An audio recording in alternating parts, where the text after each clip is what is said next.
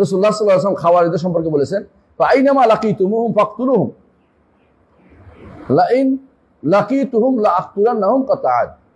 রাসূলুল্লাহ সাল্লাল্লাহু আলাইহি ওয়াসাল্লাম বলেছেন যে খাওয়ারিজদের যেখানে পাইবে সেখানে তাদেরকে হত্যা করবে, কারণ যদি আমি তাদেরকে পাই আমিও তাদেরকে আদ জাতিকে যেভাবে হত্যা করা হয়েছে সেভাবে তাদেরকে হত্যা করবো। আদ জাতি কিভাবে হত্যা করেছে?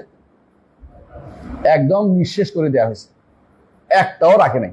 আল্লাহ কি বলছেন? ফাহাল তারা লাহুম মিন বাকিয়া, ফাহাল তারা লাহুম মিন বাকিয়া, আপনি তাদেরকে অবশিষ্ট কাউকে দেখেছেন? মানে নাই, কোনো অবশিষ্ট রাখে নাই। বেদাতীদের কে নিয়ন্ত্রণ, তাদেরকে ইয়া করা, দমন করা, এটা রাষ্ট্রপ্রধানের একটা প্রধান দায়িত্বের ভিতর পড়ে। বেদাত নিয়ন্ত্রণ করা রাষ্ট্রপ্রধানের প্রধান দায়িত্বের ভিতরে পড়ে। আলেমদের দায়িত্বের ভিতরে হচ্ছে বেদাতের বিরুদ্ধে কথা বলা, মারামারি করা না। কথা বুঝতে পারছি? হ্যাঁ, নাকি ইয়া ভাঙতে হইব, ওদের মাদার ভাঙতে হইব? এই ভুলটা কি করছে বলেন তো? যখন সরকার ছিল না তখন সবাই মিলে অমুকটা অমুকটা ভাঙছে, ওরা কি আর বানাই ফেলে না আবার? হ্যাঁ, আরো বড় করে বানাইছে। তা আপনি কি লাভ করছেন এটা দিয়ে? মানুষকে আপনি জঙ্গি বুঝেছেন নিজেরে।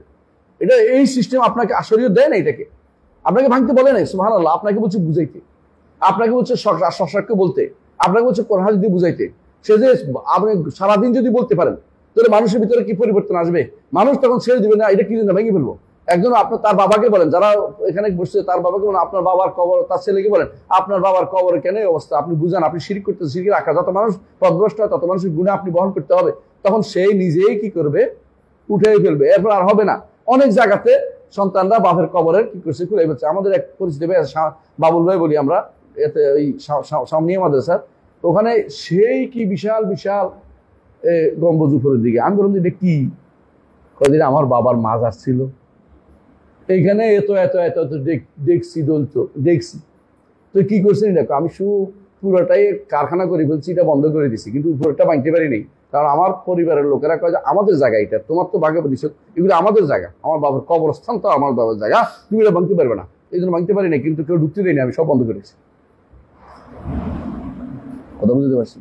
এই লোকটা বুঝতো আল্লাহ তারা দিছে, এই বুঝের কারণে সে তো কবরগুলো তো বন্ধ করতে পারছে। তো আপনি তো এটা বলতে পারবেন, এটা করে আপনি ভাঙিয়ে ফেলেন, হ্যাঁ আত্মীয় স্বজন এসে আবার বানাই ফেলেন। হ্যাঁ, যদি শাসক হয় তাহলে তার জন্য দায়িত্ব হচ্ছে ভাঙা।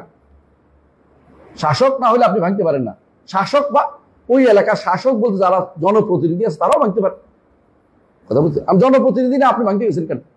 আপনাকে জোর করতে বলা হয়, শরীয়তে এই দায়িত্ব আপনাকে দেয় নাই। এই কাজটাই আমাদের ভাইরা বেশি করে, যে গাছ জোর করে ফেলবো। গাছ জোর আপনি কেন করবেন? আপনাকে জনপ্রতিনিধি বলছে? জনপ্রতিনিধি না বললে আপনি এই ক্ষমতা পান নাই, আপনি ভাঙতে দেবেন না। আপনি এটা বলবেন শুধুমাত্র জনপ্রতিনিধি হইতে হবে আপনাকে, যে কোনো বললে, বলছেন কিনা? মানে সরকারের অংশ হইতে হবে আপনাকে। সরকারের অংশ হলে আপনি যদি ক্ষমতা প্রাপ্ত হন আপনি করতে পারবেন। এমপি সাহেব করতে পারবে, ডিসি সাহেব করতে পারবে, ইউনিয়ন সাহেব করতে পারবে, আর কি করতে পারবে? এমনকি ইউনিয়নের চেয়ারম্যানও করতে পারে, মেম্বারও করতে পারে তার এলাকার অধীন, কিন্তু মেম্বার এলাকার কাছে করতে পারবে? বোঝা গেল আপনার দায়িত্ব কতটুকু থাকেন, এর বাইরে যাবেন না, এর বাইরে যাবেন না। তো এই জন্য খাওয়ারিজের রাসূলুল্লাহ সাল্লাল্লাহু আলাইহি ওয়াসাল্লাম কি বলেছেন, যে সহিহ হাদিসে আসছে রাসূলুল্লাহ সাল্লাল্লাহু আলাইহি ওয়াসাল্লাম যে বলেছেন, বুখারীতে আসছে যে আমি যদি তাদেরকে পাই, হ্যাঁ, তাহলে কি করব? তাদেরকে আদের মতো করে হত্যা করবো, একজনও বাকি রাখবো, সব মেরে ফেলবো।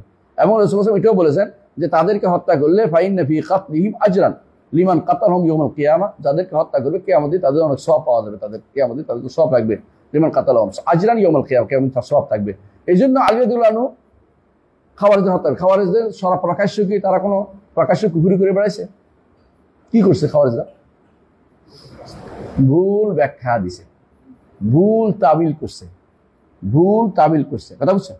রাসূলুল্লাহ সাল্লাল্লাহু আলাইহি ওয়াসাল্লাম একদিন বলেছিলেন আলী রাদিয়াল্লাহু আনহু, আলী আজকে আমি কোরআন প্রচারের জন্য যুদ্ধ করছি, আর একটা সময় আসবে তুমি কোরআনের অপব্যাখ্যা ঠেকানোর জন্য যুদ্ধ করবে। আলী রাদিয়াল্লাহু আনহু সে অপব্যাখ্যা ঠেকানোর জন্য যুদ্ধ করেছেন। এইটার নাম হচ্ছে মানহাজ। এর নাম হচ্ছে মানহাজ। মানহাজ বুঝেন তো? অনেকে মানহাজ আসলো কোত্থেকে? আলী কার বিরুদ্ধে যুদ্ধ করছে? আরে কাফের ছিল নাকি? মানহাজের কারণে মানুষ বেশিরভাগ আকীদাও নষ্ট হয়, বেদাতও নষ্ট হয়, বেদাতও করে। বুঝে আসছে? এই জন্য মানহাজের কারণে নতুন পদ্ধতি যারাই আবিষ্কার করবে তারাই মানহাজ, যেটা সাহাবায়ে কেরাম পদ্ধতি না। খাওয়ারিজরা কোনোদিনই বলে না যে তাদের পদ্ধতি সাহাবায়ে কেরামের পদ্ধতিটা বলে না। খাওয়ারিজরা কি বলে? সাহাবায়ে কেরাম বুঝে না। মুতাজিলা কি বলে? সাহাবায়ে কেরাম বুঝে নাই। আশারি মাতুরিদের কি বলে? সাহাবায়ে কেরাম জানতো না এগুলি, আমরা এগুলি জানি। সাহাবায়ে কেরাম শুধু শুনতো আর মেনে নিছে, আর কিছু জানতে না, তারা বুঝতো না এগুলো। আশারি মাতুরিরা বলে। আলোচনা কি বলে? আলোচনা জমাত কি বলে? সাহাবায়ে কেরাম সবচেয়ে বেশি জানতেন। উম্মতের মধ্যে আলামুন নাস বাদা রাসূলিল্লাহ সাল্লাল্লাহু আলাইহি ওয়াসাল্লাম সাহাবাতুল কিরাম। সাহাবায়ে কেরাম দ্বীন সম্পর্কে সবচেয়ে বেশি বুঝতেন। যেই জিনিস রাসূলের সাহাবীদের দ্বীন হয় নাই, কিয়ামত পর্যন্ত সেটা কোনদিন কি হবে না? দ্বীন হবে না, দ্বীন হবে না। তাহলে বোঝা গেল যে এই জায়গাতে এসে যে ভুলটা তারা করছে সেটা হচ্ছে কি, সাহাবায়ে কেরামের মানহাজের বাইরে চলছে, এই জন্য খাওয়ারেজ হয়েছে। সাহাবায়ে কেরামের মানহাজের বাইরে বলছে, এই জন্য কি হয়েছে?